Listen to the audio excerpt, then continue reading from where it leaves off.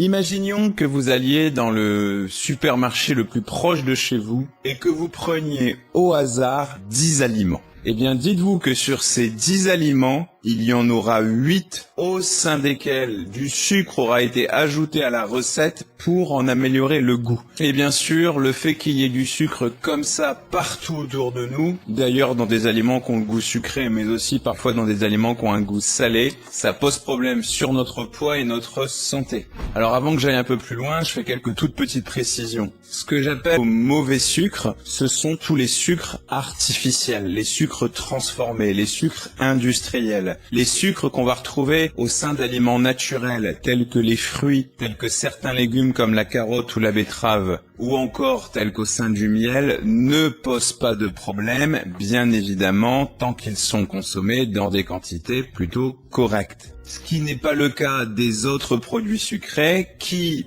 à part nous apporter du plaisir qui est très important, n'ont aucun intérêt pour notre santé. À partir du moment où on en mange même un tout petit peu, on fait du mal à son corps, même si encore une fois je le précise, un petit plaisir est tout à fait autorisé. Donc première partie, regardons ce qu'il se passe dans votre corps sur la première semaine sans sucre.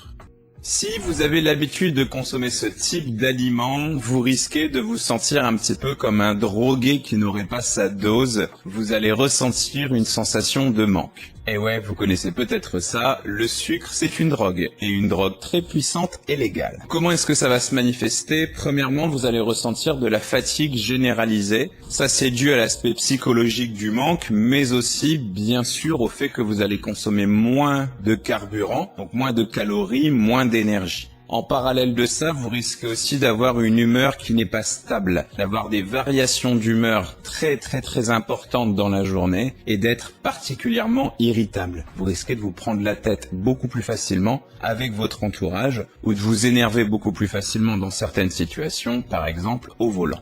Troisième expression de cette sensation de manque, c'est l'impression d'être malheureux ou malheureuse, tout simplement. Et ouais, le sucre, ça a un côté drogue, parce que ça va frapper tout droit dans la zone du plaisir dans notre cerveau, et notre cerveau se met à fabriquer une hormone du bonheur, c'est-à-dire quelque chose qui nous fait un peu planer, qu'on appelle la dopamine. Vous avez peut-être déjà entendu parler d'elle.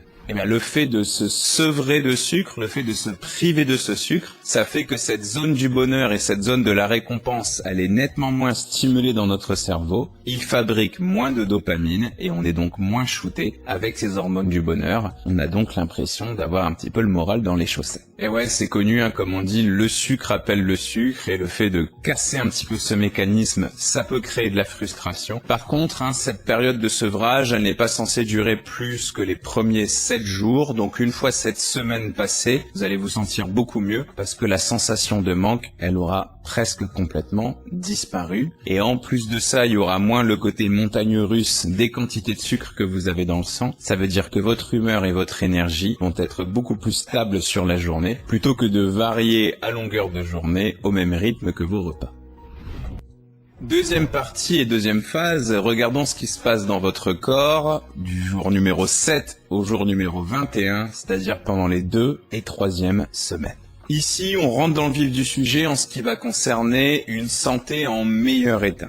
Pour comprendre ça, il faut se dire que votre corps est peut-être un petit peu douloureux à différents endroits, ou peut-être qu'il ne fonctionne pas parfaitement à différents endroits, à cause d'un mécanisme complètement naturel qui a lieu dans votre corps qu'on appelle l'inflammation. C'est quelque chose dont vous avez peut-être déjà entendu parler, puisque parfois quand on tombe malade, notre médecin nous met sous anti-inflammatoires. Eh bien, dites-vous qu'il y a certains aliments qui, lorsqu'ils sont consommés, augmentent cette inflammation. Et à l'inverse, il y a d'autres aliments qui vont diminuer cette inflammation. Ces aliments, on les appelle des anti-inflammatoires. Eh bien, le sucre est l'un des plus puissants inflammatoires qui existent. Et plus vous en consommez, plus ces douleurs liées à l'inflammation vont être fréquentes, durables et importantes.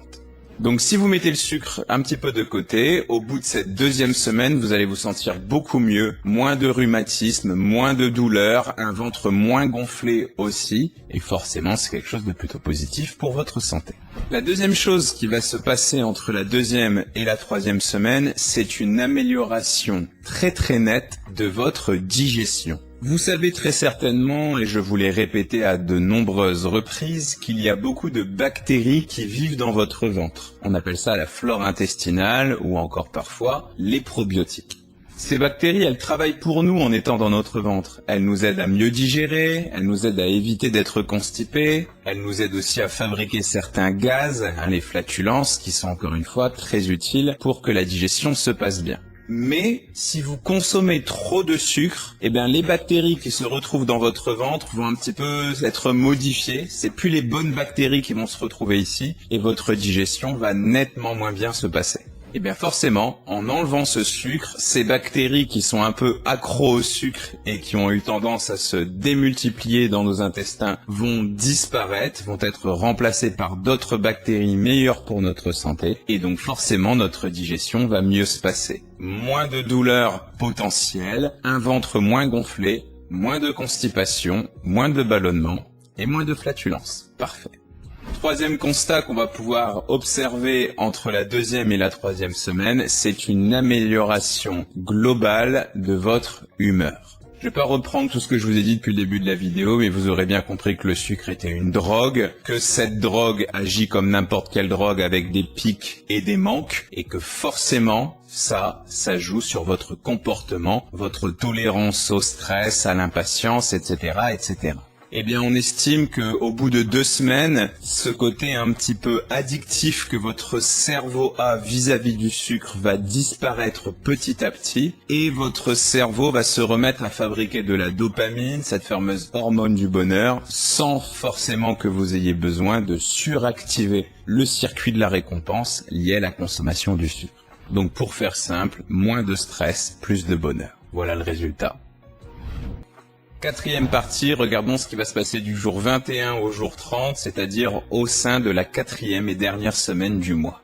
Arrivé à ce moment du mois, il est grand temps de faire un petit peu le point sur votre poids et effectivement, vous aurez observé une perte de poids. C'est très difficile de faire des promesses, mais j'observe très facilement, juste en retirant les sucres de mauvaise qualité, des pertes de poids en 3 semaines qui peuvent aller de 1, 2, voire 3 kilos, sans forcément changer beaucoup de choses à côté, juste en diminuant le mauvais sucre. Et là, c'est assez simple à comprendre. Vous consommez moins de sucre, il y a donc moins de carburant qui circule dans votre sang, mais votre corps, lui, il continue à fonctionner. Donc il a toujours besoin de carburant. Plutôt que de retrouver le carburant dont il a besoin pour fonctionner dans votre sang grâce au sucre, il va devoir aller puiser dans les réserves en carburant qu'il a créées au sein des dernières semaines, des derniers mois ou des dernières années, c'est-à-dire au sein du gras qu'il y a autour de votre corps. Et donc forcément, en allant puiser dans ce gras, vous allez perdre du poids. Deuxième observation qui est complètement liée à la première, c'est une diminution de la rétention d'eau. Le sucre consommé en excès retient l'eau dans les tissus, particulièrement dans les jambes. Et donc forcément, s'il y a trop de sucre dans le sang, comme le sang est à peu près partout dans notre corps et il y a un petit peu trop de sucre, partout. Et donc ce phénomène de rétention d'eau va se répéter à différents endroits de notre corps et donc augmenter cette eau qui ne devrait pas se trouver dans nos membres et donner ces sensations de membres épais, encore une fois qu'on observe très facilement sur les jambes et sur les chevilles. Là, vous aurez facilement compris que c'est complètement lié à la perte de poids qu'il y a juste avant, puisque certes, vous allez perdre un petit peu de gras, mais vous allez perdre aussi un petit peu d'eau, et l'eau, c'est quand même assez lourd, donc les deux cumulés, ça crée un chiffre moins important sur ma balance. Troisième et dernière chose qu'on va observer entre le jour 21 et le jour 30 en moyenne, c'est une peau en bien meilleur état, et surtout une acné qui a nettement diminué, voire disparu dans certains cas. Tout à l'heure, je vous parlais d'inflammation. Je vous explique très souvent que l'inflammation, elle a différentes manières de s'exprimer dans notre corps. Premièrement, ça crée de la rougeur. Deuxièmement, ça crée du gonflement. Troisièmement, de la douleur. Et quatrièmement, de la chaleur et un côté un peu brillant. Et il y a quelque chose qu'on observe sur nos visages qui rassemble ces 5 éléments. L'acné. L'acné, c'est douloureux, c'est rouge, c'est gonflé, c'est brillant. Des études scientifiques ont prouvé que diminuer le sucre va nettement améliorer la santé de la peau et que c'est d'ailleurs le premier réflexe à mettre en place quand on a trop d'acné. Finalement, ce qu'ils expliquent dans cette étude, c'est que plus vous avez une quantité de sucre dans votre sang qui fait des montagnes russes, plus vous allez exposer votre corps à cette inflammation et plus votre peau va être sensibilisée et plus vous allez avoir d'acné. Encore une fois, c'est complètement logique par rapport à ce que je vous explique depuis le début de cette vidéo. Donc avant d'aller voir un dermatologue ou de vous mettre sous Roaccutane, regardez un petit peu le contenu de votre assiette en priorité. Dernière partie, qu'est-ce qui va se passer après 30 jours? Qu'est-ce qu'il se passe si je maintiens cette habitude au-delà d'un mois? Eh bien là, on va aborder l'aspect santé, mais l'aspect santé beaucoup plus durable, puisque la première chose qu'on peut mettre en avant, c'est une très nette diminution des risques de déclencher une maladie chronique, particulièrement un diabète, une maladie du cœur, une maladie du foie ou bien évidemment de l'obésité.